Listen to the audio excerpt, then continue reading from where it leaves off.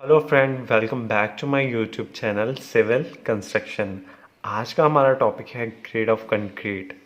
इस टॉपिक में मैं आपको बताऊंगा कि ग्रेड ऑफ कंक्रीट क्या है, उनकी कंप्रेसिव स्ट्रेंथ कैसे कैलकुलेट करी जाती हैं, उनके मिक्स प्रोपोर्शन के बारे में डिस्कस करूंगा और साथ ही साथ में किसी भी ग्रेड ऑफ कंक्रीट के लिए कितना क्वांटिटी ऑफ वाटर रिक्वायर्ड होता है, ये सब मैं आपको इस वीडियो में बताऊंगा। वीडियो शुरू करने से पहले अगर आपने मेरे चैनल को सब्सक्राइब नहीं किया है तो चैनल को सब्सक्राइब करें और इस वीडियो को एंड तक ज़रूर देखें। सबसे पहले चीज़ हमारे पास क्या आ जाती है, what is concrete.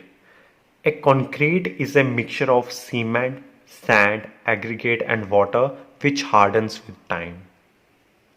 As we change the proportion of these four components, the strength of the concrete changes accordingly। मतलब क्या हो गया, जिस हिसाब से हम इन चार कंपोनेंट की प्रोपोर्शन को चेंज करते हैं, मतलब कम या ज़्यादा करते हैं, उसी हिसाब से हमारी कंक्रीट की स्ट्रेंथ भी कम या ज़्यादा आती है। ये ठीक है। अब इसके बाद क्या आ जाता है, ग्रेड ऑफ कंक्रीट। बहुत ही सिंपल सी लैंग्वेज में मैं आपको समझाना चाहूँगा कि ग्रेड ऑफ कंक्रीट क्या है। Grade of concrete is the compressive strength of the concrete in 28 days of a particular mix. अब यहाँ मिक्स क्या डिनोट करता है, ये डिनोट करता है ratio of cement, sand and aggregate. ठीक है।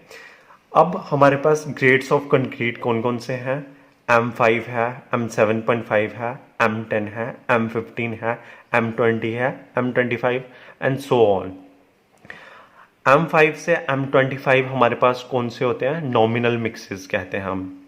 M5 से M25 अबव M25 वो क्या हो जाते हैं हमारे पास, डिज़ाइन मिक्स। हम जो नॉमिनल मिक्सेस होते हैं वो कहाँ पे यूज़ करते हैं, स्मॉल स्केल कंस्ट्रक्शंस में। ठीक है, ये हो गया ग्रेड ऑफ कंक्रीट के बारे में। अब जैसे कि हम देख रहे हैं कि इसमें M5, M7.5, M10, यहाँ पे ये M क्या है, M स्टैंड्स फॉर मिक्स। अब ये मिक्स क्या है, ये है मिक्स रेशो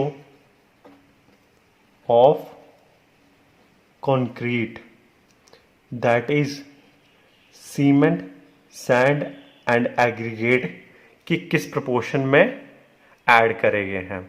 और ये देख रहे हैं हम, नंबर भी है इनके साथ 5, 7.5, 10।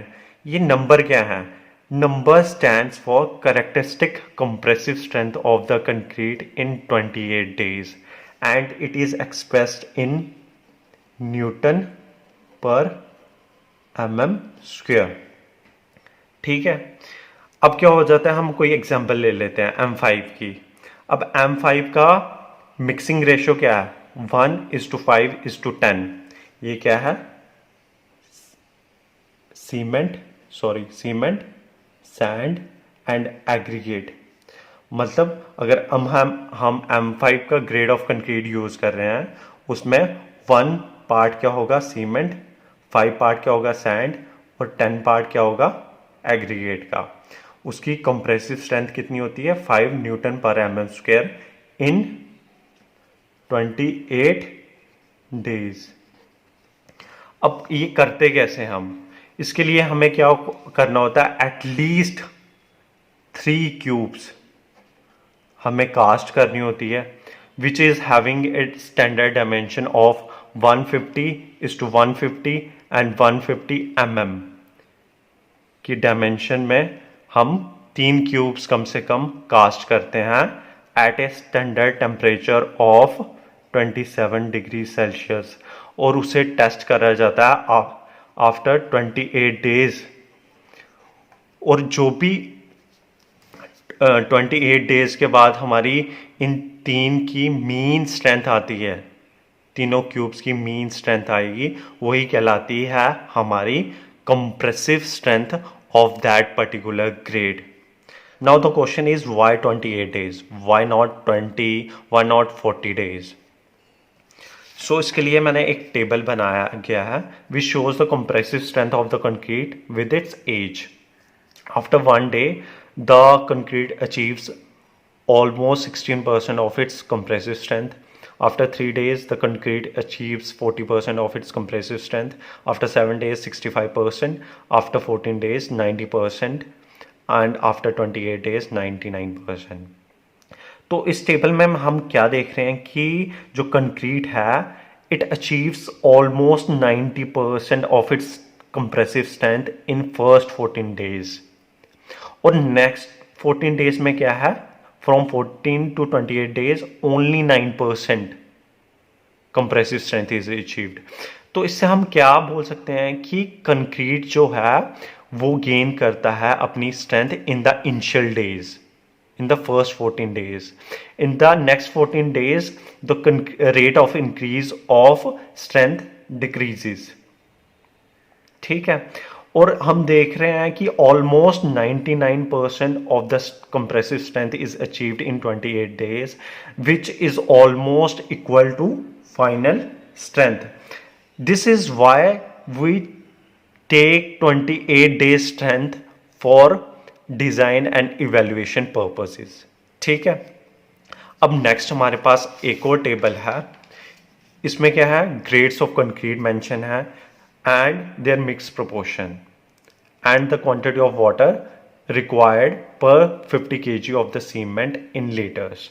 ठीक है, अब ग्रेड ऑफ कंक्रीट का पहला कॉलम है M5, M7.5, M10, M15, M20, M25, और इनकी कंप्रेसिव स्ट्रेंथ मेंशन गई है।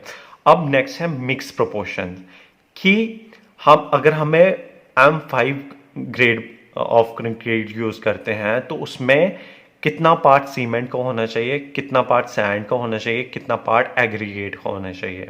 अगर हम M5 यूज करते हैं उसमें 1 पार्ट सीमेंट होता है, 5 पार्ट सैंड होता है और 10 पार्ट एग्रीगेट होता है, और उसमें वाटर कितना रिक्वायर्ड होता है पर 50 kg ऑफ द सीमेंट, वो है 60 litres. And for M7.5 we use mix proportion 1:4:8, 1 cement, 4 sand, 8 part of aggregate and 45 litre of water. For M10, the mixed proportion is 1:3:6 and the quantity of water required per 50 kg of the cement is 34 kg. For M15, the mixed proportion is 1:2:4. ठीक है, and water required is 32 liters. For M20, the mixed proportion is 1:1:3 and the quantity of water required is 30. And for M25 grade, the mixed proportion is 1 part of cement, 1 part of sand and 2 part of aggregate and the quantity of water required is 25 litres. और इस table में हम देख रहे हैं जैसे जैसे हमारी कंप्रेसिव स्ट्रेंथ कंक्रीट की इंक्रीज होती है, जो सीमेंट का पोर्शन है वो कांस्टेंट रहता है, बट जो सैंड, एग्रीगेट और वाटर का पोर्शन है वो कम हो रहा है। तो इस हिसाब से क्या होता है, जितना हम पानी कम यूज़ करते हैं उतनी हमारी कंक्रीट की क्या कंप्रेसिव स्ट्रेंथ ज़्यादा आती है। अगर ये वीडियो अच्छा लगा हो तो लाइक करें, शेयर करें and don't forget to subscribe our channel. अगर कुछ क्वेरीज हों तो आप हमें कमेंट करके भी पूछ सकते हैं। Till then take care of yourself, good bye.